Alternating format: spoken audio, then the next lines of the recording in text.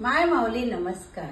त्रिवेणी ओवी जागरकडून जागतिक महिला दिनाच्या तुम्हा सगळ्यांना खूप खूप शुभेच्छा. खूप खूप शुभेच्छा.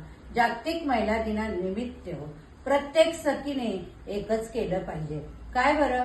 अहो, प्रत्येक सखीत जे काही सुप्त गुण आहेत त्या सुप्त गुणांचा आनंद घ्यायचा, आनंद द्यायचा. आपला आनंद आपल्या हातात. प्रत्येक सखीकडे आपण सकारात्मक दृष्टीने बघूया, सकारात्मक दृष्टीने बघूया की प्रत्येकीचं मन कसं आनंदित उत्साही करता येईल ते आपण बघायचं.